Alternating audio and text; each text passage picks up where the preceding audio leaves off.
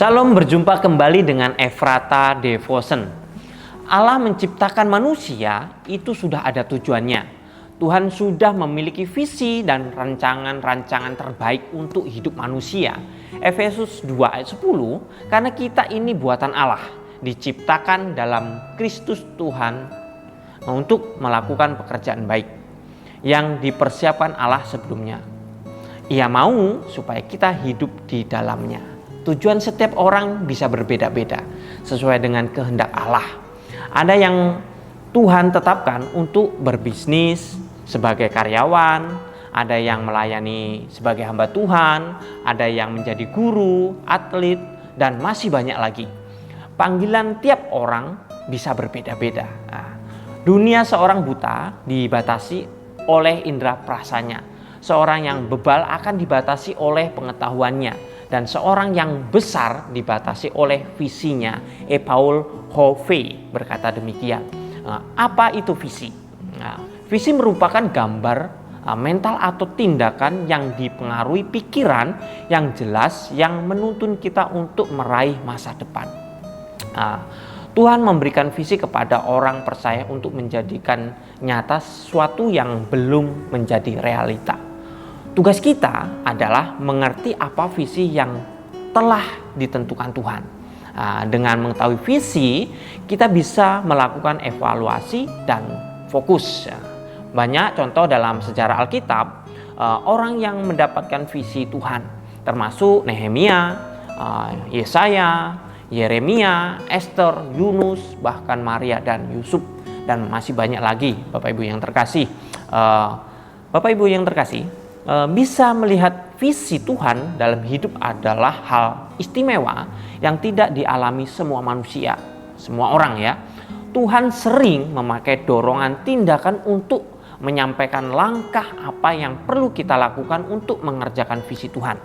Lalu bagaimana kita bisa menangkap visi Tuhan dalam hidup kita? Untuk menangkap visi dari Tuhan, yang pertama adalah harus sering membaca, mendengar dan merenungkan firman Tuhan. Ini sangat penting Bapak Ibu Saudara. Kenapa?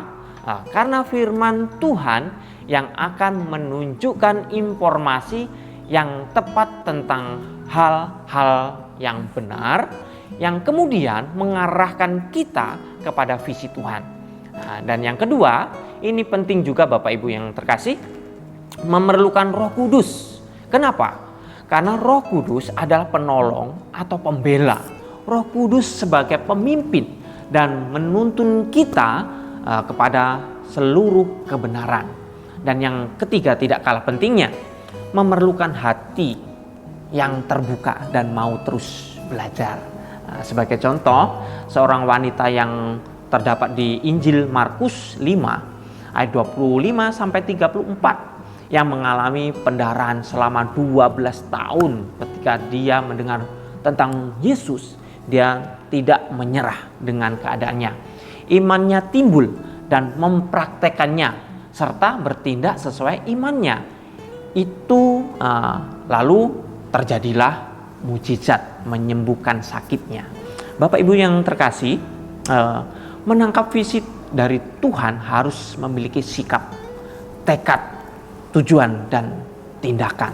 Pada dasarnya Tuhan sudah menyediakan yang terbaik untuk kita semua yang taat, tekun, setia kepada firman-Nya. Amin. Mari kita berdoa.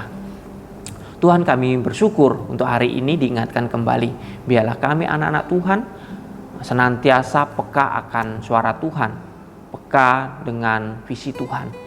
Ajari kami untuk bisa menangkap visi Tuhan melalui firman Tuhan. Melalui pembacaan firman Tuhan kami boleh bisa mendengar dan juga menangkap daripada visi Tuhan.